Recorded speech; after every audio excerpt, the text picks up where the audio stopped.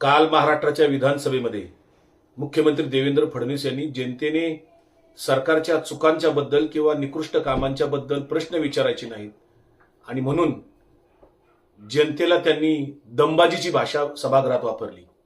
याच देवेंद्र फडणवीसांच्या काळामध्ये वारकऱ्यांच्यावर लाठीचार्ज झाला होता आळंदीमध्ये। वारकऱ्यांच्या विरोधातलं सरकार, वारकऱ्यांना तुच्छ लेखणारं सरकार किती लबाड आणि ढोंगी आहे हे मी तुम्हाला आज दाखवतोय। महाराष्ट्र सरकारने 24 जुलै 2024 रोजी मुख्यमंत्री वारकरी महामंडळ घोषित केलं। त्याच्या अनेक चांगल्या घोषणा केल्या, अनेक अगदी लोकप्रिय घोषणा त्याच्यामध्ये आहेत, तरतुदी आहेत।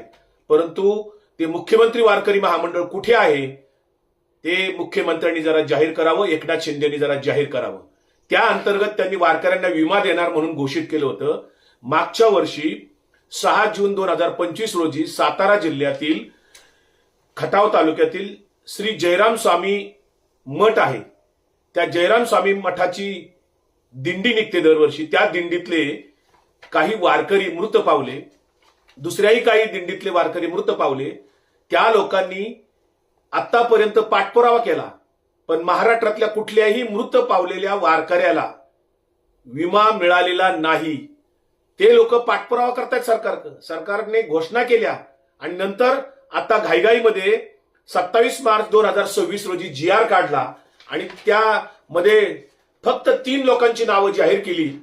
पुणे विभागीय आयुक्तांच्या मार्फत जिल्हाधिकारी सातारा दशरथ बाबूराव माने, मधुकर तुकारामजी झेंडे, त्याचबरोबर तुषार ज्ञानेश्वर बावनकुळे यांना प्रत्येकी 4-4 लाख रुपये देण्याचं 26 मार्च 2026 रोजी म्हणजे आता मार्च मध्ये घोषणा केली। अद्यापपर्यंत या कुणालाही 4 लाखापैकी 4 रुपये सुद्धा मिळालेले नाहीत। सरकारने वारकऱ्यांना इतकं तुच्छ लेखू नये, इतकं कमी लेखू नये। तुम्ही जे काय करताय ते ढोंगीपणा आहे।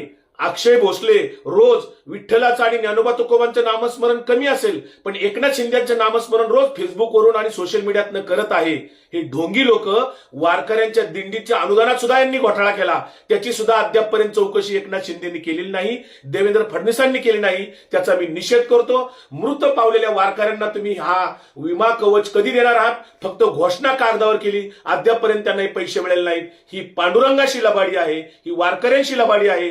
त्याच पद्धतीने तुम्ही शेतकऱ्यांना कर्जमाफी करणार म्हणून गिरीश महाजनांनी पंढरपूरच्या पांडुरंगाच्या दारामध्ये आश्वासन दिलं होतं, तेही पाळलं नाही। त्यामुळे विठ्ठल असो किंवा वारकरी असो यांच्याशी हे सरकार किती लबाडी करतं, किती गद्दारी करतं, किती विश्वासघात करतं हे यावरून स्पष्ट होतंय। पंढरपूरचा पांडुरंग आणि समस्त वारकरी याची दखल घेतील।